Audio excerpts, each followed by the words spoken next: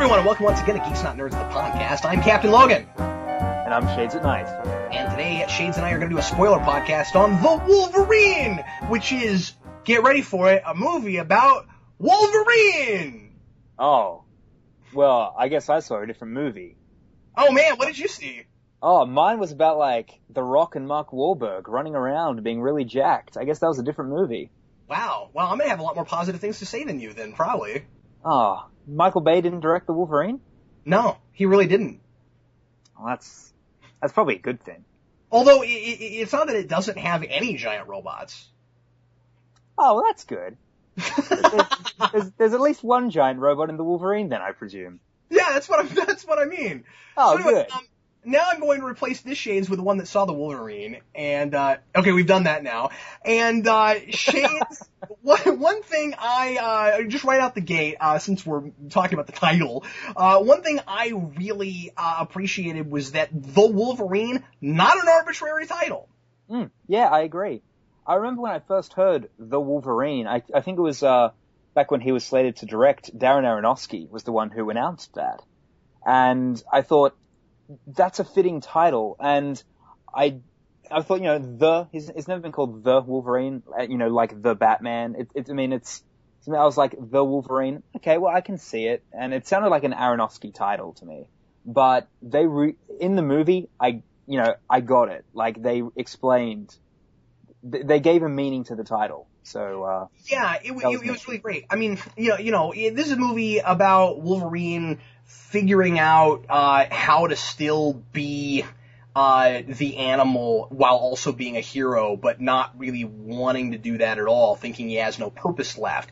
And so when he finally embraces that identity, and I think part of the reason I like the title so much is because I'm not sure prior to this in any of the other X-Men movies he actually embraced the name, the idea of he's the Wolverine. I think there was always a part of him that wished that he could be like the brainy guy or the more civilized guy. I don't want to be the Wolverine. I don't want to just be that fighter in the cage match from the first movie. And this is a movie where he discovers that that's a part of who he is, and he can't live without it, and maybe neither can other people that need him. Yeah, watching your review, or your sort of first thoughts video earlier with Brandon, I liked how you guys brought up, or you brought up, because Brandon hadn't seen Origins, how you brought up that they said that in X-Men Origins without actually doing that. Like the whole notion of you're not an animal, Logan.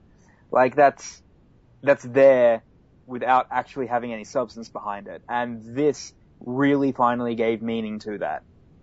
Yeah, and it's great because, we got to see the Berserker rage thing with Wolverine, but it wasn't gratuitous. It wasn't like, look, Wolverine's freaking out and being a crazy animal person right now. Yeah. There was always reason for it.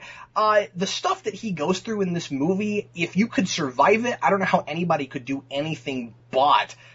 And I'm not even sure he lost it so much as he needed that rage to get him through the difficulty. Yeah. I like how at the very beginning of the film, he's so isolated and, we're never told why exactly he leaves the X-Men other than, he's really, mourning Jean, or at least, what he did to Jean. Because at the beginning of X3, he seems to be okay with being a member of the X-Men, even though Jean is presumed dead and all that sort of thing. But what really affects him this time round is how he killed Jean. And, the fact that I think he felt he deserved this isolation for what he did. And he made this vow of, I'm never going to kill anybody ever again. So he's in isolation away from all that. So that animal lurks within him and he's aware of it and he's frightened by it without actually coming out and saying that. I don't want to necessarily go as far as to say that this movie makes X3 and X-Men Origins better movies as far as watching them goes, but I do think that it gives more of a purpose to both of them. Yeah, well, especially it's not necessary. Especially X3. I mean, obviously it's not necessary to have seen Origins, but things like the bone claws will make sense. I love the balloon claws. They were the best. The bone claws and the notion of being able to cut adamantium. You know, you kind of need to have seen Origins to understand that, but... You know what? I don't agree with that, and I'll tell you why. Because in Origins, it was a total leap in logic. It was simply, well, of course adamantium can cut adamantium, because adamantium can cut it through anything. So by definition, it can also cut through itself.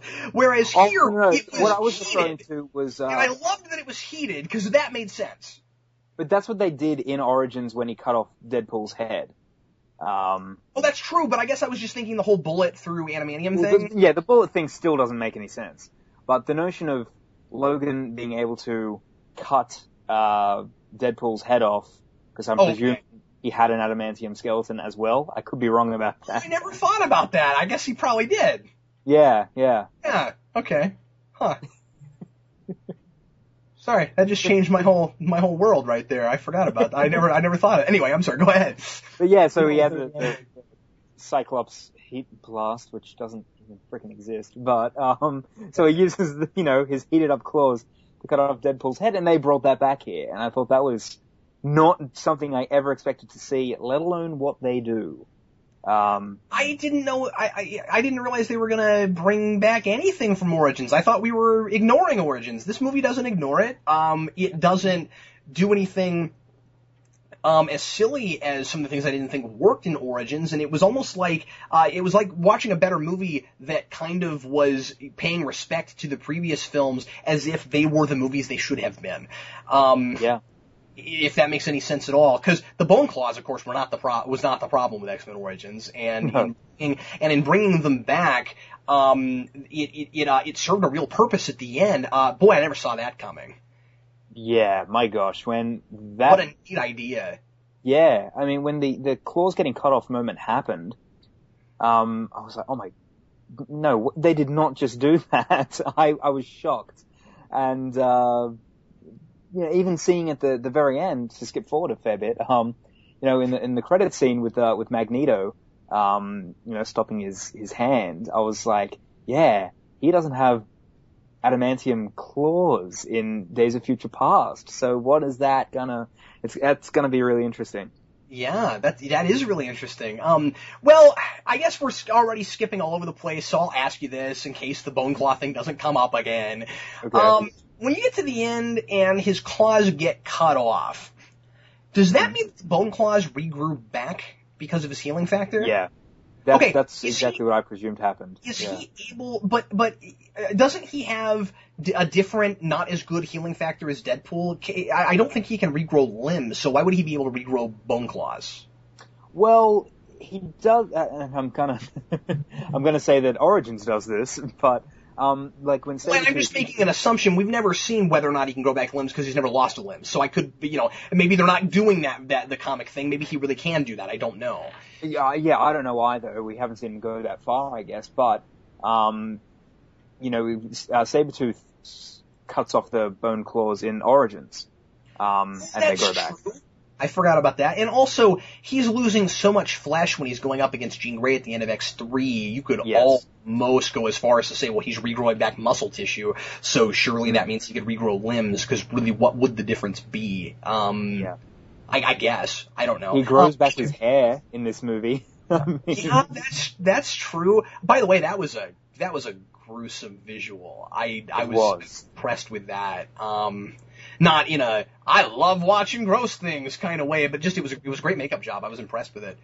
Yeah, and I've always wondered, like, why would Wolverine's hair and his sideburns grow back to the same length? Like, that's always, in comics, that has always sort of bothered me. Like, why would that happen? And, it's just a silly comic book thing. I mean, and the big reason that makes no sense, in fact, it shouldn't grow back at all, because hair is dead skin cells. Yes. It's what it is. So you yes. can't heal hair the same way you can't hurt your hair. It doesn't make any sense. How could you heal something that doesn't have nerve endings? Exactly. So it'd be like, when they cut off his shaggy Hugh look in this film, like, it should all just grow back, by that logic. That's true. He's like, God, now that I've grown this out one time, I can only grow it to caveman length.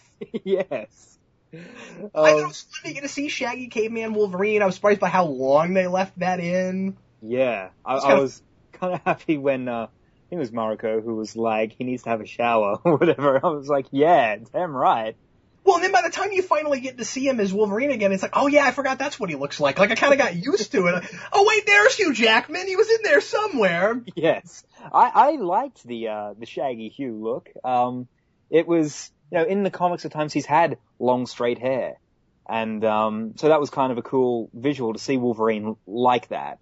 That was just, and also just not taking care of himself. And, obviously his muscles aren't gonna go, deteriorate, but just, not taking care of himself, wearing these drab clothes and just, unwashed, uncut hair. I liked seeing Wolverine that disheveled. Yeah, and that's really where I would have wanted to see them go. Again, kind of impressed that X3 actually had an impact on him. It made me, again, I'm not sure if I like that movie more now, having seen the Wolverine, but I'm glad that something was finally done with that. It matters more now. Yeah. If you don't mind, I'd like to go to the very beginning, to the scene that begins in Nagasaki, which immediately pulled me in and made me go, this is going to be a different kind of X-Men movie. I'd like to ask you about my burning question. You watched that other video with Brandon, and I want to know what your take is on this.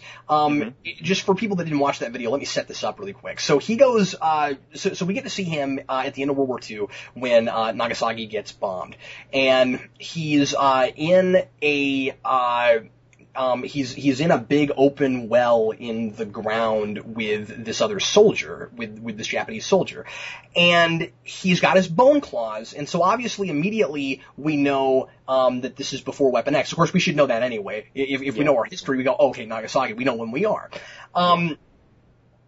But then, if you think about all of the history from before, he shouldn't remember that.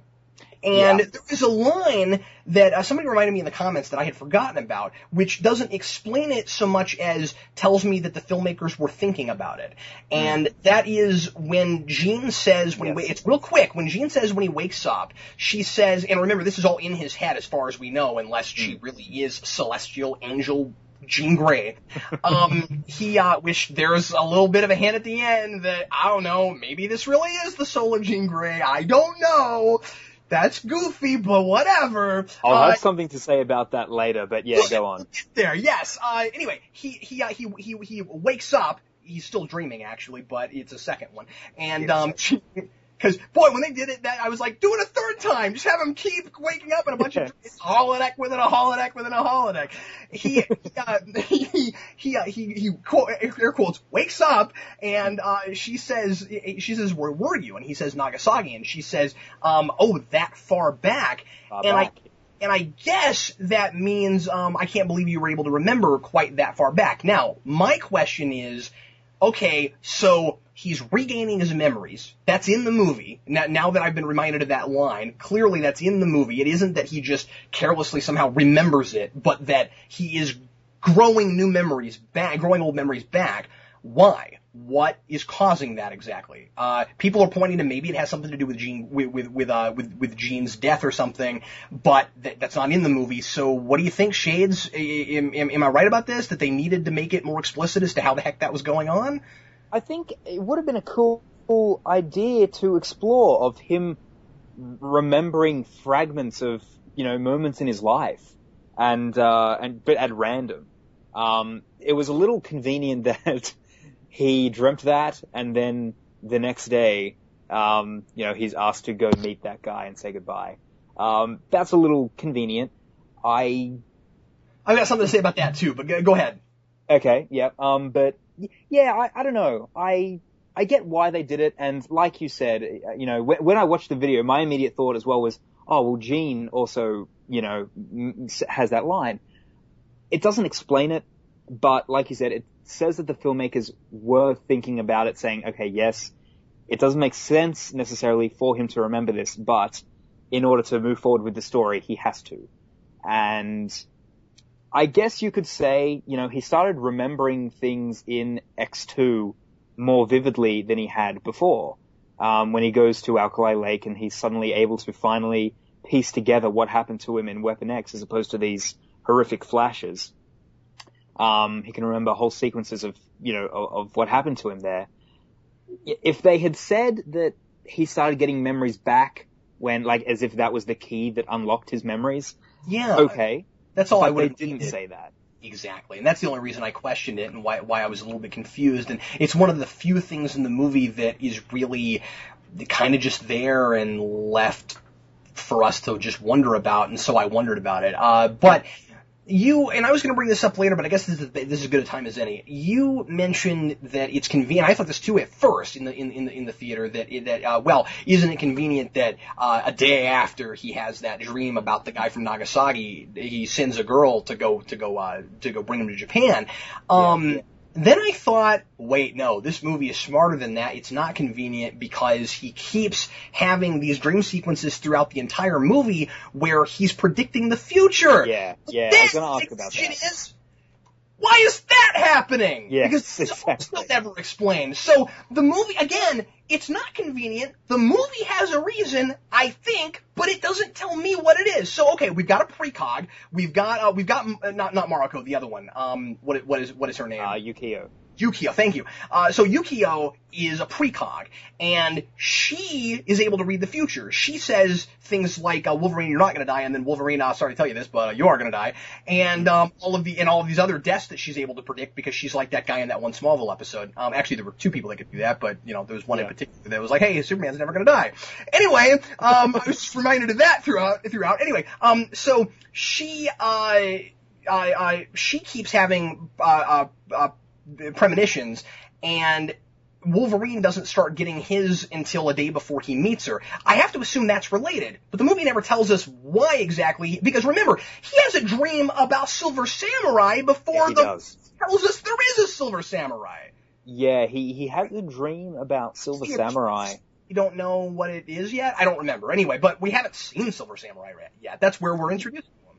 Yeah, well, it's funny because he has a dream about... I mean, I presume it is meant to be Silver Samurai, but the Silver Samurai that looks more like the comic book character, and that is a person. And you're right. I forgot about that. Yeah. Yeah, because Harada, who's the guy with the arrows, who's very Yao Fei-like, if I do say so. He is Yao Fei. Yeah. Yes, young Yao Fei. He is Silver Samurai from the comics. That character is Silver Samurai. I didn't know that. Yeah. So we didn't get Silver Samurai at all. Instead we got Harada the Archer. Which is, I guess we'll talk about this a bit later as well, but I was a little thrown off by that just because it wasn't what I was expecting. Had I known nothing about Silver Samurai, probably wouldn't have bothered me. But, I didn't care. Yeah. Yeah. But like when they announced, it'll be, the Japanese saga and all that, I thought, well, I hope they do Silver Samurai, because he's a character I kind of dig. And when they announced that they were, I thought, cool. And then they didn't really, so that's a little strange. I mean, it sort of did. At least the Silver Samurai we got was actually a person and not just an automated robot suit like I thought it was for a minute. Yeah, that's true. Yeah, when they did that, I thought, okay, this is gonna predate the Sentinels in a way, isn't it? And then that wasn't the case. It was, a big Ironmonger type suit. It's maybe an easy explanation, but there's at least somewhat of an explanation for why we suddenly have this really advanced robotic tech in the middle of this movie, where you've got two people with that are brilliant in their various fields, and they put their heads together and they put this thing together. So at least there was an explanation. It wasn't just suddenly. So how did this guy get I guess he's rich. I guess that's why. And now we have a robot. Yeah, I liked, because there's that throwaway line that, the Minister of Justice has, where he says, what is the line? Like, he's been stockpiling adamantium and he's obsessed with you. And right. I was like, oh, okay, that's interesting. Because now I'm really keen to see the film again, knowing that, what's his name? Yashida. Yashida, yeah. Yeah, that he's behind the whole thing. I'd like to see it again with that in mind. I'm sure some people find that kind of predictable. I wondered about that. By the time we got the robot suit and I decided it probably was a person inside, I figured that's who it was. And I've seen the movie one time. In my viewing experience, I didn't predict it until about 5 minutes before it happened. So for me, it wasn't too predictable. Yeah. But then again, I was the idiot in Dark Knight Rises that didn't predict that the Tribble was going to save Kirk, which was the most obvious thing in the universe. So what do I know? In Dark Knight Rises? No. Star Trek Into Darkness. Did you say Dark Knight Rises? I think I said Star Trek Into Darkness. I'm almost positive I said Star Trek Into Darkness. Okay, maybe I'm wrong. You remember that scene in Dark Knight Rises where there's this Tribble and it brings people back from the dead? It's pretty cool. I was like, wait, what? No. Yeah, it's funny because I 100% saw that one coming, but of course you did. See, I'm just not. It's like I was not on my game that day, Shades. But I will say I did not expect the twist in this. When that happened, I thought at first I was like, oh, that's a little maybe contrived might not be the right word. I wasn't completely on board with that. But I'd like to see it a second time knowing that he's actually not dead and he's behind this whole plan and Viper is actually working for him. You know, it's funny because I'm hearing that from a lot of people, and like, it's funny because I got a comment on a movie, and I forget what it was, on a movie review a couple weeks ago, on a new movie review, where somebody said, wow, Captain Logan, you're always dogging on third acts. Is there a third act you like? And then I get to this, and I was like, unusually I like the third act. And then some people were like, wow, that was the worst part of the movie. What's wrong with you? This time you really should have said the third act was bad. I gotta tell you, Shades, I did not have that experience with it. I thought, and I maintain this, having only seen it one time, I thought that the reveal that he was behind the whole thing made a lot of sense, and I kind of liked it because I think that his, again, maybe I'm wrong, and I need to see it again, but I think that from the get-go, when he brings Wolverine there, the old man, Yashida, when he brings Wolverine there, and he says, I'd like to give you this gift, and I'd like you to in return give me your immortality. I think that's genuine. I think that's genuine as well, because I like how... If Wolverine had just taken him up on that, there would have been no movie. That's my point, is that Yashida thinks he's in the right the whole movie, because he thinks, even though Wolverine doesn't know it, or Wolverine won't admit to it, he still validates this by thinking that he's doing Wolverine a favor. So when you get to the end of the movie, this is just the way he has to force Wolverine into it, because Wolverine has not realized what it is he really wants, according to Yashida. And that makes him a really cool, interesting villain in my mind, because I love these villains that can validate things. I'm not the bad guy, I'm doing you a favor. That's why I like... I really like the moment where Wolverine said, you're offering to kill me, and he said, no, not immediately. You'll grow old, you'll have a family, have a life, and then die a normal person's death. And I was like... He needed that because he's got a point. Yeah, exactly. Yeah, I thought that was really neat. And that's, Wolverine in the comics has always been this character that... I mentioned in my review of the film that a lot of times in comics, Wolverine will just have this love interest from his past. And we don't exactly see how they get together. We just know Wolverine loves this woman, or loved her once.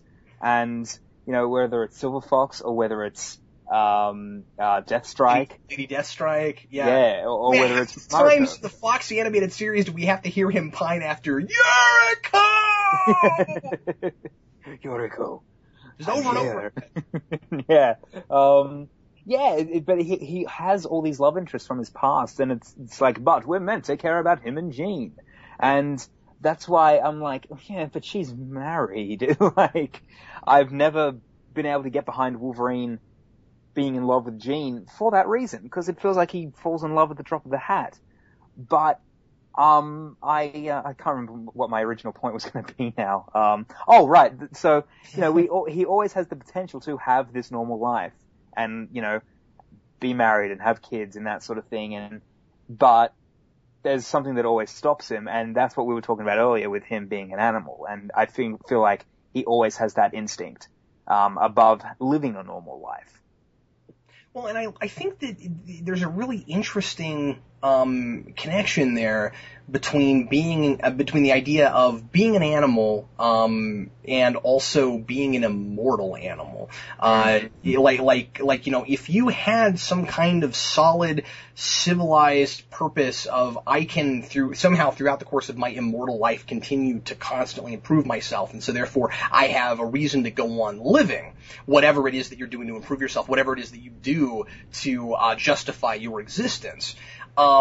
Then maybe you could stand it. But the idea of all I have are my animal instincts because I can't get past that person is hurting that other person, I have to stab them. Yeah. I felt more about Wolverine in this movie than I ever have in the movie franchise.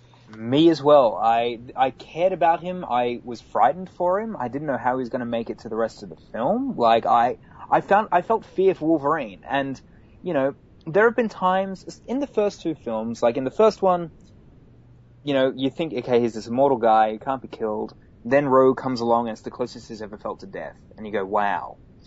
Then in the second film, he fights someone with the exact same powers as him, and you're like, okay, how is he going to defeat this woman? And then he finds a way. X-Men 3 just takes it to another level of, you know, you can't die because Jean is trying to evaporate him and that just doesn't work. It's like, okay, now he's too powerful. And I never thought we'd feel that sort of fear again of, what if he doesn't win this? Or what if he dies? I never thought I'd feel that again. And this film made me feel that on multiple occasions. And when I say I've never felt this much for Wolverine before, that's saying something because it's not like I've never felt anything for him before. Again, with what you said with X2, I had that too. And I of course cared a lot about him on an emotional level with Stryker because I wanted him to learn about his past. Yeah. I wanted him to get to know that knowledge. And so this movie, I think, does both of those two things also. It makes me care about the man on a physical level where I'm afraid for his life. But it's cool. It's an achievement to be able to make me care about a character who should not be able to die, to actually be afraid for his life, but also at the same time where he's going through a character arc where he's trying to decide whether or not he wants to die. Yes, and I also liked how he is desperately trying to protect this woman that he's falling for. Like, he's desperately trying to do it, and he's not as powerful as he has been in the past. And he's slowly kind of dying because he's got all these bullet wounds. And, you know, we see him desperately try and protect Mariko, and he can't offer her the protection that he could have earlier. And that's also really sad. I just thought of this. It's so cool that this is set in Japan. And not just because it was based on that stuff, and not just because the photography is freaking beautiful. Yeah. But yeah, Sydney was a great Japan in this movie. Well, I'm just saying, the photography is really good. But, yes. Yeah. Okay, you're right. Yeah, and I knew that. No. Like, there's a lot of stuff that's actually filmed in Japan, but some of the streets, I'm just like, okay, I know exactly where that is. But I'm just saying, the photography looks really good, and it does, yeah. I guess the point I'm making is that no, you're fine. Is that I was like, yeah, he's right, but I still I felt like I was in Japan, and I felt this respect for the culture. And what was really great is that there's all this talk, of course, about honor and respect and duty, but specifically honor. And I just thought of this, but part of the thematic through line of this movie is an exploration of respect. Again, is Wolverine's power a curse or is it a gift? And he begins thinking that it's a curse, and we get wonderful reasons for why based on things we've seen in previous movies. It's not out of nowhere. And then, as it goes along and he loses it, just like we do with a lot of things, he doesn't want it until it's gone. When he finally gets it back again, he has a newfound respect for it, and he learned that in a culture that is based 100% on respect. And that's in the movie. It's not just that Japan's based on respect, so I'm saying that. There's a lot of discussion about that, and Wolverine, when he's in a lot of scenes with some of these high-class, hoity-toity Japanese people, they keep trying to force him to do things more like their culture. You're not respecting us, Logan. You don't understand our ways and our culture. You've got to bow at this time, and bow. you can't talk to that guy like that. He learns this respect for his own power inside of a culture of respect at the same time as he's coming to respect their culture. And maybe that's sometimes it's hard to articulate what you love about a movie. Maybe that's a lot of why I like this movie so much, is because that's working in such an interesting way. Yeah. I agree. The fact that, he does contemplate, he doesn't contemplate it in that, he stays with Yashida and talks to him about the possibility of giving him his powers, because he straight up says no. Yeah. But the notion of, you can tell, it's ticking over in his mind. Jackman is so good in this movie that he plays that so well. And, just to speak about Jackman real quick, I think this is his best Wolverine performance. Oh, easily. Yeah, there's, even in X-Men 3 and in Origins, I think he's spot on in one of the best things of those movies. That's certainly the best thing about Origins, but he's just fantastic in this one. You can't, I think you put this performance up against his other performances as Wolverine, and this one stands out. This is the one that felt the most comic book Wolverine to me, and absolutely, yeah. That's not to say that it's not still very movie Wolverine. It's just that they finally went off and did a just straight up Wolverine movie and didn't try to shoehorn him into something with X-Men in the title. And so I guess that's part of why I'm saying that the writing was closer to what little straight up Wolverine I've read. Yeah, and also because Jackman has been so passionate about making this film for so many years, there's this great extra on the X-Men 2 DVD where he talks about, I just read this, and this is amazing. And, he's wanted to make this film forever.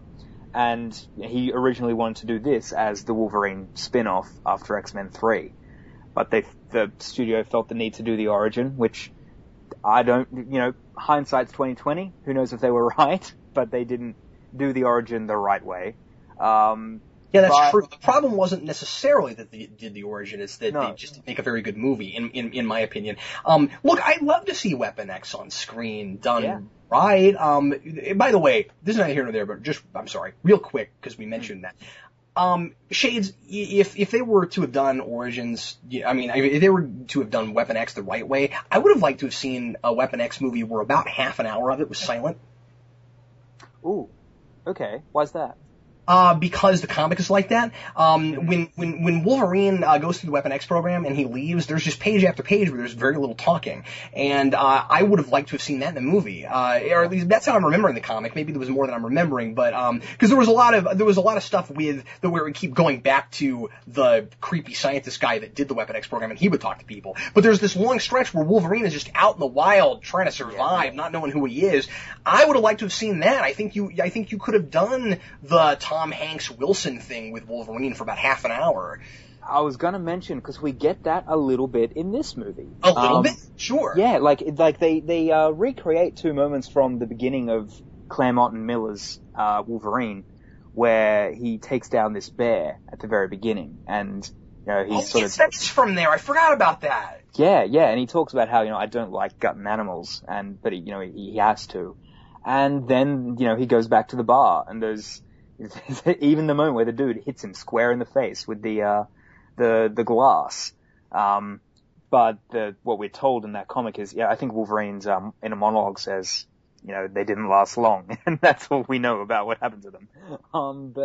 And I like what they did in this, how they brought in Yukio there.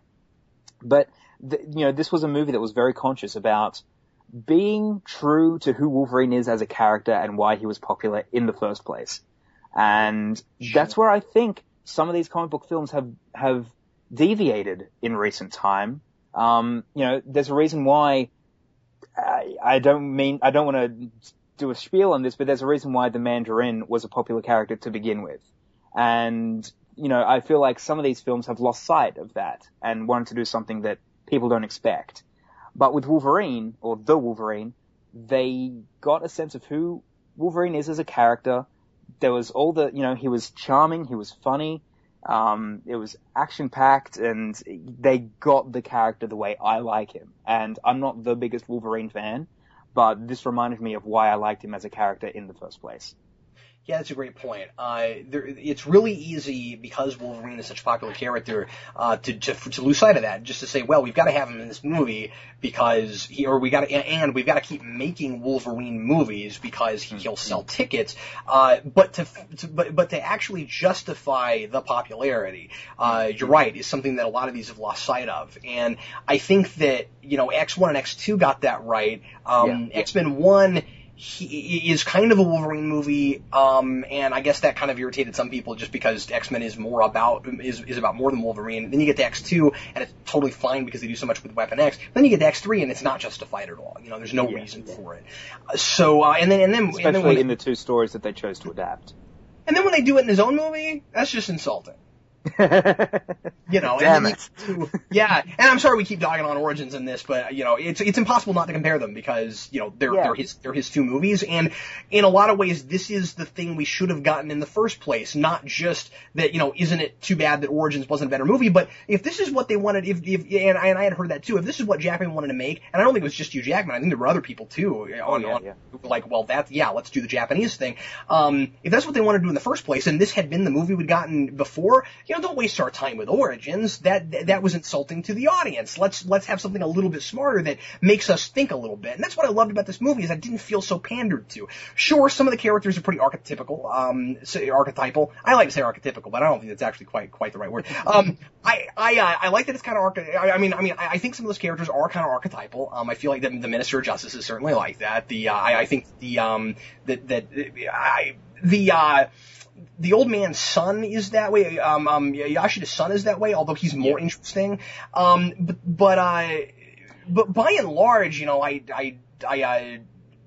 wasn't too much of that. I mean, and also I was going to say, sorry, this is the other thing is that I do feel like the romance between Wolverine and Mariko is maybe a little hurried. Interesting, because I felt that this was done so much better than it even was in the comic, and people are gonna hate me for saying that, but I never fully bought their relationship in the comic just because I might not have read how they originally got together. That might be out there in comics and I just haven't read it. But in Miller and Claremont's X-Men, it's just like, Wolverine loves this woman and she's gonna get married and he doesn't like this.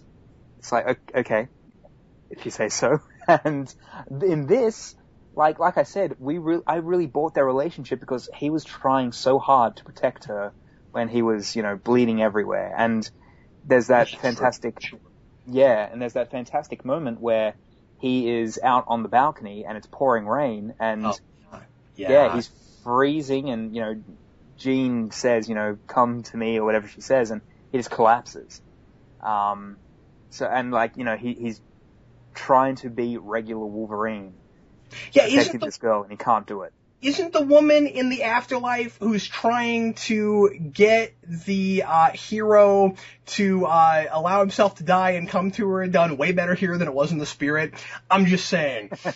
You don't it's say. Kind of exactly the same thing. Can we, first of all, before we talk about that, I guess you're right. I should concede to you a little bit on that. I don't know that it's that I didn't find it organic enough, so much as I just wanted the two of them to have a little more screen time together before they finally started having a romance. Having said that, maybe I wouldn't feel that way on a second viewing. They have that great weird thing in the hotel, which is kind of one of the funniest things I've ever seen. It's really funny. And when they go up to that when they go up to the hotel room and they mention the different themes of the creepy brothel room, it's not really a brothel, but you know what I mean. But the fact that that's the point of the hotel. You go there to hook up, and they mention like three things. There's like the nurse's room. Yes. Then Mission to Mars. and there was a third one, but they start going up, and I looked over at Brandon and I said, "They're going to Mission to Mars. That's the good room." And then I totally called it. I was like, "Yeah, Mission to Mars." But then they went in there, and I was like, "This place is hilarious." So I don't know. Maybe I'm wrong. Maybe the fact that they share these terrible difficulties together, but they also share some humorous moments too. Those two things always go hand in hand with usually with characters and with real people that end up coming to care about each other. That they have both of those things, and so by the time they actually get together, well, they've laughed together and they've cried together. So maybe it did earn it more than I felt like it did. Yeah, I think you're right. And I'm hoping that I feel more that way on a second viewing. I guess it was just, maybe the problem was the scene where they finally kiss. Just that it seemed a little bit, maybe I was just watching it going, well, this is kind of typical. It's that we're looking at each other, wait for it, kiss. Maybe that was the only problem, maybe that was the only reason I felt that way about it. Just wait for it, kiss. Yeah. No, that's fair. How did you, I'm sorry, go ahead, keep going. I was going to say, knowing that they were meant to get together in the film, I liked how they did it. Had I not known that they were meant to get together, maybe I wouldn't like it as much. Oh, yeah, that's fair. And honestly, this is a story that, or the stuff that they borrowed from, it's a story I've not read. It's a story that I know of peripherally. But I've never actually sat down and read that story. So I knew I had heard of Mariko, and I thought going in, I mean, when I saw her, okay, that's the girl that Wolverine hooks up with. It was kind of fun, by the way, that he had such a predominantly female cast to play off of. It's a fun juxtaposition with Wolverine, because he doesn't really know what to do with women. So that was kind of fun. He doesn't know what to do with women, but he also has an enormous respect for women, so it's kind of fun to see both of those things. Like, he's a little awkward with Rogue in X-Men, and yet their relationship is so endearing, so it's fun to get the juxtaposition of that.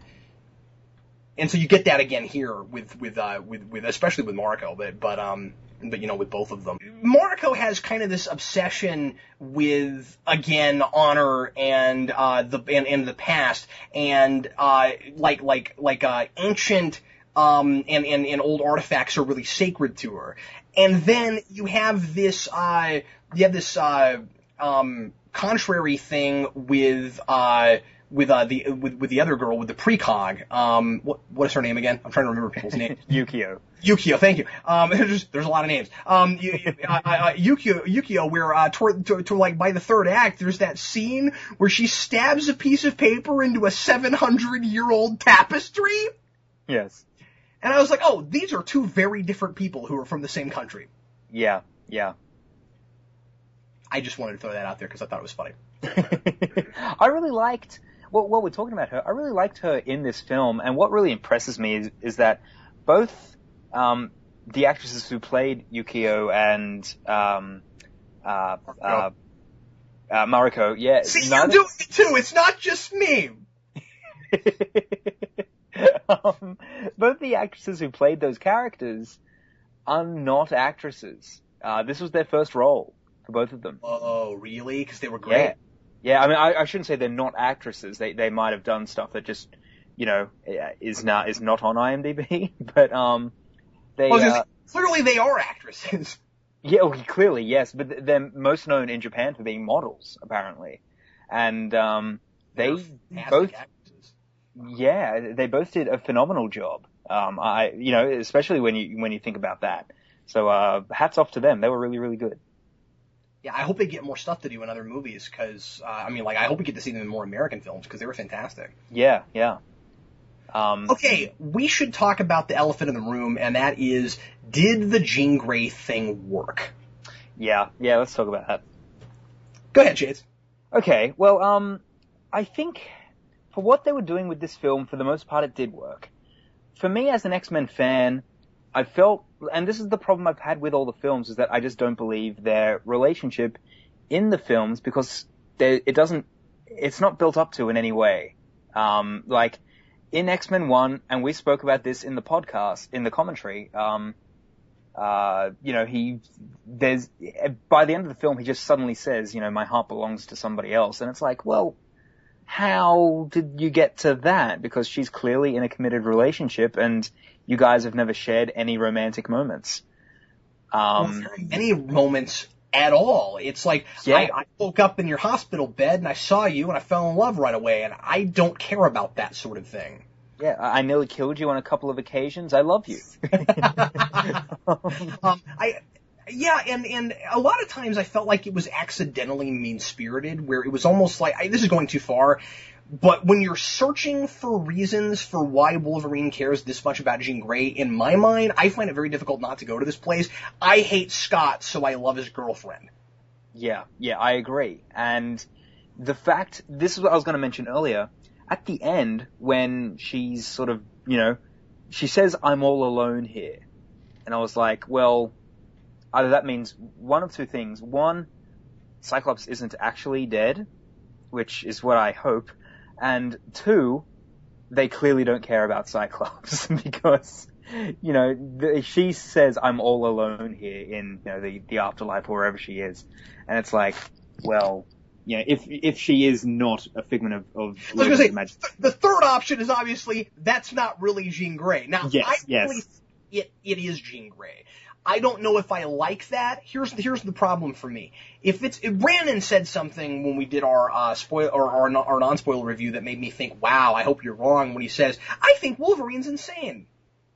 And I said, the only thing that makes him seem insane is that he's talking to a dead person. And otherwise, this is a movie kind of about the man figuring out what his purpose is in life and grasping onto sort of a kind of sanity that makes him want to stay alive. I don't want to think that he's kind of also losing his mind, although by the time he makes his final choice at the end to go ahead and go on living because he has something to live for, he does lose the whole Jean Grey figment of his imagination thing, if that's actually what she is. Yeah. So there could be that. Maybe he's kind of dipping into crazy land, and then he gets out of it simultaneous with his decision to go on living. I guess that could work. Either way, I don't know how much I even like the notion of the Jean Grey afterlife thing. I think it was handled as well as it could have been handled, Shades. It was an idea that I thought was a little bit strange in the first place, because that kind of ambiguity can be great, but it really did feel a little bit like, it would be really cool to have another X-Men character in this movie we haven't had in a long time. Yeah. I mean, it was sort of interesting how... Yeah, go ahead. I was going to say, this is so different compared to X-Men Origins, where there are a bunch of X-Men characters shoehorned into that, whereas the only other X-Men character apart from Wolverine to appear in this is Jean Grey, and she's dead. And it's like, that's really interesting. Well, it's also there to drive home. The second thing is it's there to drive home why it's he's so devastated at the beginning and why he's running around without any purpose. So it's not that it doesn't have a reason for being there. If first piece was, wouldn't it be cool if we had Jean Grey in this movie? At least they came up with a really good, solid story reason for it. I just am on the fence about whether or not I like that they even went there. If she is actually a ghost, then I don't like it, because they're very, very intimate, and there was no signs of them ever being like that in the trilogy. And it's like what in Jean Grey's deceased afterlife mind made him her soulmate? Yes, exactly. Yeah. So that really bothers me if that's the case. Which is what makes me believe more that it is just a figment of Logan's imagination, because... Me too, the more we're talking about it. Yeah, just the fact that he is so intimate with her, like, that's something he, not to get creepy, but that's something he would have dreamed of. And, sure, yeah. Yeah, and just the notion of he's all alone. And he's dreaming about Jean, and that moment at the beginning where he's got his claws in her and she's saying, you can't hide, and all that sort of thing. That, to me, would suggest that it is all just in his head. And sometimes he's dreaming her, and sometimes... Because the thing is, he dreams her sometimes and he has waking moments where he's talking to her other times. Like the moment with Viper, where he's actually kissing her. Like, what's up with that? Maybe it is always... Well, doesn't he have... Am I wrong? Does he not actually have waking moments? Or is he always unconscious when he sees her? I guess I'm not sure.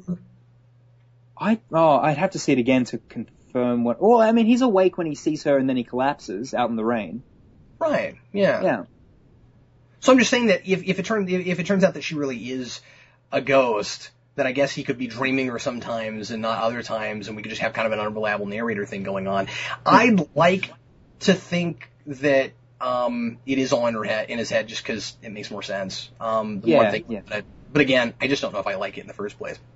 Yeah, and like I said, I mean, I kind of like it more if he's all alone and not that he's going crazy being by himself, but he's with his own thoughts. And this is what happens as a product of that. Then when he's ready to integrate himself back into society at the end of the film, and he's found this woman and he's ready to move on, then she's gone. That's a great point. Is he hallucinating, or is this just how it's playing out in his mind? Because it doesn't necessarily play 100% as a hallucination. There's never a point where somebody walks up to him like, who are you talking to? I mean, there's the whole thing with Mariko where it's like, who is Gene, but he's crying out while he's sleeping. That's okay. Yeah. So you're right. It could be a movie visual interpretation thing of something that's of an important cycle that's playing out in his mind, as opposed to actually being a crazy person's hallucinations. And if that's the case, I'm kind of okay with it. That's a potential way to interpret it. Maybe next time I see it, I'll see if there's a little more reason to validate that idea, because that's what I'd like it to be. Yeah, me too. And it also using Jean as a way to justify his actions, like talking to Jean. She's kind of. They do something similar with Dexter in the show Dexter. By I think the third season, his father, who's played by James Remar, he talks to Dexter, but he's dead and he's not really there. But he uses his father as a way to justify and kind of the voice of reason in his own head. And I feel like that's kind of the role that Jean played in this film, except she also was making out with him and stuff like that. So it's I don't know if the filmmakers necessarily have thought about it as deeply as we're discussing it right now. Probably. Yeah. Well, what else do we need to cover that we haven't really talked about? I don't know. Is there let's talk about the bullet train sequence, because that was amazing. Because that's one of the coolest action scenes I've ever seen in a comic book movie. Yes. I loved that. And it's in the midst of several really good action sequences, but man, that was absolutely thrilling. Yeah, I thought that was just from the, I've always said, and I said this I think in the first X-Men podcast we did, or the first X-Men commentary, where I said so many comic book films have a giant sequence with a train in them. Whether it's Spider-Man 2 or Batman Begins or Amazing Spider-Man, so many Daredevil, and this one had one of the best ones, and but a very different one. Like the notion of them being on top of a bullet train as he's trying to get rid of the Yakuza. And I love the moment afterwards as well where Mariko says, "How do you know they're even after me?" I was like, actually, that's a good point. Yeah, he might have just killed a bunch of randoms. But there is the moment where one of the Yakuza sees her through the ceiling window, and that insinuates that they're after her. But, that's not definite. He might have just killed a bunch of gangsters. There's a lot of that sort of level-headedness in this movie, which I thought was giving it a lot of credibility. Throughout, it would kind of hint at or make fun of itself in places where it was like, are you paying attention? Because you might think this doesn't make sense, but look, it does. Just hold on a second. And then, that's what frustrates me a little bit about the couple things where I'm like, I don't know if that makes sense, but, I think with the couple things we were talking about from earlier, I think the filmmakers get it. They just didn't put it in the movie. That's really the sense I get. Anyway, what's great about that bullet train scene is that, we've seen so many train scenes, not just in the comic book movies you're talking about, but even recently we just had Lone Ranger. This is one I've never seen before. I've never seen people on anything moving that fast doing an action sequence. Yeah, that's sort of been one of the things that bothers me in some of these train sequences, even in Spider-Man 2 and things like that. I'm like, okay, this train is moving so fast, how are they just standing there? And, I know Doc Ock has 4 arms that are holding him onto the train, and Spider-Man is Spider-Man, but it's like their hair's not flowing in the wind anywhere near as fast as it should. And just little attention to detail like that sort of has bothered me. But you can't hide that if you're going to do the bullet train. So the notion of like them like rolling. I'd like to know if they shot some of that. Yeah, I thought it was really neat. Just the notion of them jumping in the air and going into a different place and trying to duck, and that was all just really cool stuff. That was definitely my favorite, my most enjoyable moment in the movie as far as the action goes. And, but there are a lot of really cool action things that do more than just make me go, wow, that was fun to watch, or make me go, ooh, oh my god, that looked like it hurt. The scene where Wolverine gets impaled from all directions with the darts, with the ropes, I've never seen that before, and it was really cool. And I think one of the reasons that scene resonated with me so hard is that is one of Wolverine's hardest moments in the movie, and it's after he's gotten his powers back. Yeah, like the fact that it's like, oh my gosh, no, we're back here again, and it doesn't feel like, here we go again. It was just like, oh man, no, he's gotten his powers back and now he's back in this predicament. Oh no, what's he gonna do? It's been worse than it was before, yeah. Yeah, when Harada fires that green arrow, no pun intended, at him, he threw an Oliver Queen at him. I was like, oh no, it was. He's just Faye throwing green arrow, like. Son Chun. Yeah, it was, I really liked that. That was one of those sequences where I was like, oh no, how's he gonna get out of this? Yeah, and that's so important with something like this. We get a real solid hero's journey. We get to feel this guy's difficulties with him. We get to see him overcome all these hardships, all this adversity, and he gets to the end. And what makes him so endearing by the end is that he keeps his powers. He decides to go on living, and he's going to go through these sorts of hardships again, but he's owned it. He's decided, well, this is who I am, and I have to live this way. And I also like that he's not like. It's not this cut and dried, he goes through this character arc where by the end he's perfect. Keep in mind, this is still a guy who, in my opinion, sometimes goes farther than he has to with his violence. Just because he has these animalistic instincts doesn't mean that he's not a free-thinking human being that has the ability to make decisions. There are choices that he makes that are not the right choices. And I think that's very important. He gets to the end and you know that he's come to this place where he has to come to so that he can survive. It's a movie about survival. Yeah. And then you know that he's going to go on making mistakes like a regular human being, but importantly, he's learned from the big stuff in this film, and so I don't know, he just seems like a real person in a way that he didn't in, say, Origins, Yeah, absolutely. And like I said earlier, I just really appreciated the arc that he went on, and I cared about this character in a way that I hadn't before. I want to talk about Viper for a quick sec. Yeah, definitely. She was one of those characters I also didn't know a whole lot about. For those who don't know, she's Madam Hydra.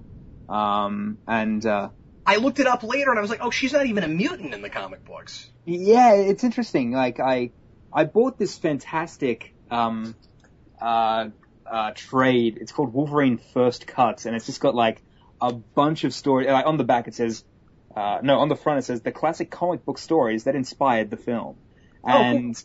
Yeah, they collect like the first couple of issues of Claremont and Miller's Wolverine, and it's got some stories with Viper in what is it? I think it's Marvel Team Up. And she's nothing like she is in the movie. It's Marvel Team Up, Nick Fury, and Spider-Man. And it's funny because I was going to mention this. She is the one character in any of the X-Men films to get to wear her comic book costume. Yeah! How hilarious is that? And I didn't really buy that she was wearing that! It was a little sudden. But, like, here we are, like, the X-Men films, there's been 6. This is the 6th one. And, like, this is the first one with a suit that resembles the comic book suit. That's amazing. I mean, there were some in First Class, but I mean, this one actually got to wear her comic book costume. I think that's hilarious. She's not even a mutant. Yeah. Yeah, that's really funny. That's a great point. I do like what they did with her powers, though. It was one of those mutants where I was like, man, I don't exactly necessarily get everything that her powers do, but I know I'm afraid of them, and I'm afraid of any of these characters coming into contact with her. She's very complicated power-wise. It seemed like she had a really involved power set. She could do like 4 or 5 different things, and yeah, that moment where she breathes on. That's sorry. She breathes on. See, I keep on messing up these guys' names now, but comic book Silver Samurai. She breathes on him, and his face goes all bubbly.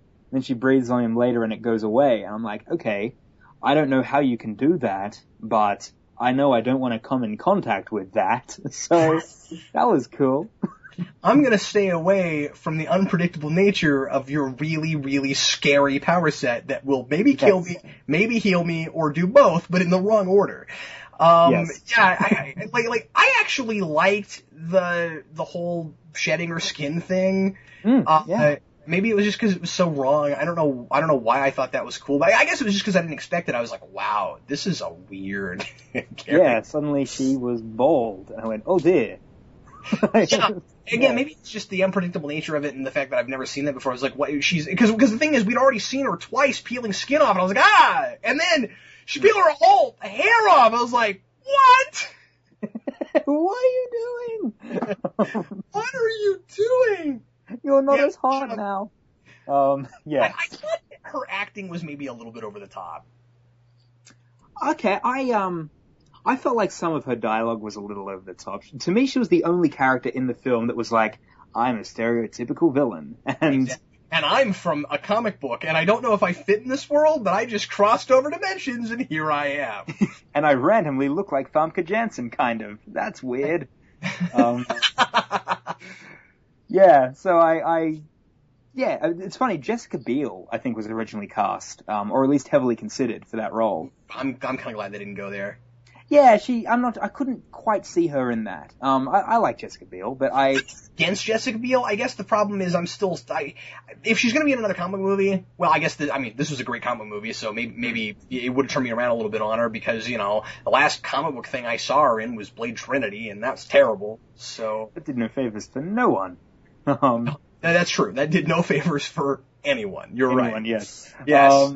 But yeah, what was I saying? Oh yeah, so I liked the actress fine. I believe she's a Russian actress, so maybe some of her dialogue sounded a little off because she was doing an American accent. Maybe. So. Yeah. I don't know. But I had what you had, where I kept thinking, this is the only actress who knows she's in a comic book movie. Yeah. Because everybody else was playing it really straight. And again, I gotta see it again. I don't know if it was that much of a tonal thing, or if it was just me because I was like, why is she the person wearing a comic book costume? But, about half an hour in, I went, this is not yet a superhero film. Yeah. Very quickly, I was like, this is a different kind of movie, and they're not making a big deal out of, look, it's a superhero film. And by the end, it definitely has a lot of those tropes, and it's definitely about Wolverine being a hero, but it's also not doing the formula, and so she's the one actress who seems to be going, I'm in a comic movie. Like, I think a lot of these other people, the way they played it up, especially the actresses that you say have never been in anything, they didn't seem to act like they were in a comic book thing. Yeah, and that's the right move. Exactly, and some of the older veteran actors who were in this as well, like Maruko's father and the old gentleman playing Yashida, like they were just, they were great in their roles, and they never felt like, we're stereotypical villains. Like, we're the billionaire tycoons in a movie. Like, they felt like That's people. Exactly right. And just so no one misunderstands me, because I've gotten flack for saying this before, I don't mean that I'm saying that, like, comic book movies have to be ashamed that they're comic movies and they can't just be a straight up great comic book movie. The Avengers is that, and I like it for that. I'm just saying that that this movie, the actors that are playing characters that could have easily been in a movie that did not have superpowered characters in it, they're playing it straight, and they need to do that. Whereas Viper is much more of an, okay, I almost said off the page. She's clearly an entirely different character than what she used to be. I just mean more of a comic book off the page kind of villain, where it's like, oh, well, I guess maybe she's acting like she's in a comic book because that's the kind of character she's playing. Yeah. Also, there have been a couple of characters who have been the Viper in the comics, so I don't want to. If there was a person who was the Viper in this movie, but just a different character, then okay. Viper, she's a mantle that's been passed around, I think, and I'm just not as familiar with those characters because they're not exclusive to X-Men. But I wonder if she's ever been a mutant. I don't know. Yeah. All right. Not sure. Here's Shades and I sitting here going, we don't know. They're starting to mine the really obscure stuff, guys. Even those of us that read a lot of comics don't necessarily know everything. Yeah. Oh gosh, what other mutants do we have? We've got to select people who aren't mutants.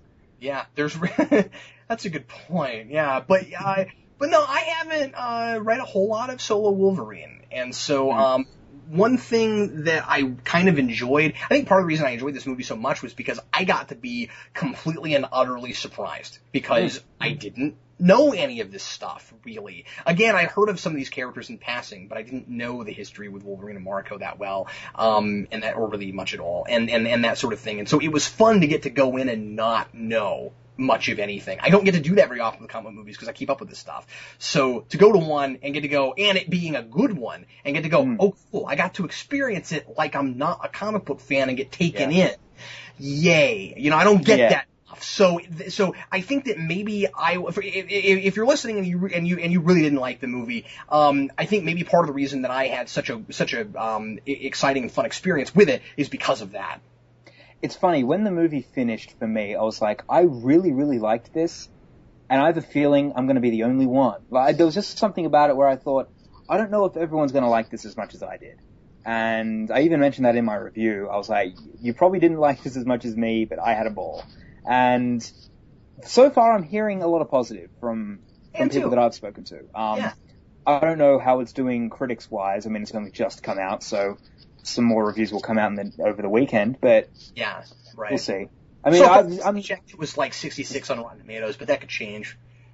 Yeah. I mean, there was one point where X-Men Origins Wolverine was 100%, so keep that in mind. That was 4 reviews. Yes, I think it had like 6 reviews, and they were all like really positive. That changed. I should have taken a screenshot of that when I had the chance. But yeah, it's for right now. On one viewing, I really liked it. My opinion will obviously change over time, but of course, yeah, that's all. Yeah. But I feel like I walked out of Man of Steel liking it, but not like head over heels loving it. And I had a far more positive experience after I finished watching this film, I felt. Whereas I had a very negative feeling after Iron Man 3, but I just walked out of this going, I didn't have a whole lot of problems with that. I really enjoyed myself. Yeah, and I just enjoyed getting to sit through one of these and thinking as much as I felt like I did, so. Yeah. Shades, it'll be nice down the road when we do the commentary on this to kind of look back on this and see how our ideas and feelings on it have changed. Yeah, absolutely. And by that point, we will we'll be a little bit closer, I presume, to Days of Future Past. So we'll see. Yeah. Now, just so you know, I am perfectly happy with and willing to do it soon after it comes out on DVD, because we did that with Spider-Man, and that was really Dan and I did that, and I was really happy with how that commentary turned out. And we'd only each seen the movie twice before we recorded that, and I've discovered that it is sometimes fun to do one of those and not know the movie as well as some of the other things. So I would be totally cool with watching the Wolverine with you talking about it after only having seen it 2-3 times. Yeah, sounds good. That'll be really cool. Because I meant, like, I found this when you guys were doing Amazing Spider-Man as well, is discovering things that you hadn't even thought about before, because you hadn't seen it as many times. So having, discovering things as we're watching it, as opposed to X-Men 1, which has been out for 13 years now. Yeah, that's, half a dozen, or probably a dozen times, yeah. Yeah. So that'll be really cool. Well, everybody, thanks as always for listening to Geeks Not Nerds, the podcast. Shades, thanks for joining me. Anytime, brother. I'm glad we got to do this on such short notice. It was really cool to do it so soon after the movie came out. And if you I haven't seen the movie yet. I don't know why you listened to this. I don't know why you did that. You know, we spoiled everything. We told you what happened. Why did you do that? Oh, we didn't talk hardly at all about the end credit scene. And, I was also going to mention, just before we get onto that, Wolverine swears in this. So. Yeah, I didn't like that. You didn't like that? The only reason I didn't like that was because he said exactly the same thing he said in First Class. And I was like, what, is that his new catchphrase? Really? Like, why did he have to say that? I would have been fine with an F-bomb, but did he have to say that exact line again? I liked how he called him a pretty boy in that scene, because that's what he always calls Cyclops. Yeah, like, remember, he's like, anytime, pretty boy. And it's like, why are you so obsessed with calling him that? You know? But I liked the line, because Jackman clearly had fun saying that line in First Class. So when he got to do his own X-Men film the way he wanted, he was like, I want to say it again. So. Okay, whatever. Maybe I am not a huge fan of the fact that it was in First Class, but whatever. It's cool. It's not a giant deal or anything, but whatever. Anyway, so obviously we were just about to end, but we forgot about talking about the end credit scene, and I feel like we should say something about it. So this is, Shades, the first time I've ever seen an end credit scene that not only sets up the next movie, but clearly establishes the major crux of what the story is going to be about. And I love that because it's coming out next year. It's better than a teaser. Yeah, I was going to say, they could even release this scene as a teaser, and it would be perfect. Yeah, and I was saying to you before we started recording, this was the first after credit scene, or during credit scene, as the case may be, right. the first credit scene that was actually a scene and not 10 seconds of something cool, or, you know, a flash of something. This was, you know, like a good couple of minutes long, and, you know, the dialogue was fantastic. It sets up, you know, we got the Trask Industries there, which is very funny. If you just rearrange the letters, you get Stark Industries. Oh, God. Right? Yeah, funny. But, yeah. And that tells us we're gonna get Sentinels, which I didn't know about, so I was immediately excited about it. Like my whole theater, you know, all third of the people that stayed, because people are dumb and they don't, and they still to this day have not figured out it's a comic movie, there might be an end credit scene. Everybody was like gasping and freaking out at, you know, Ian McKellen and Patrick Stewart. And of course, that was cool and all. I wasn't super surprised. I knew they would do some kind of setup for First Class, and I knew those actors were in it. So I wasn't surprised, but of course I was excited. At the same time, for me, the big thing that made me gasp was just 10 seconds in, Trask, yes, Sentinels! Well, as someone who reported a little bit on the Sentinels during the comic news, Comic-Con stuff. But I will say I'm not like totally sold. I guess you haven't seen them yet, but the designs for the Sentinels, they look a little iRobot, where it's sort of a glass face and you can see the inside. I'm not crazy about that, but I'll give it some time.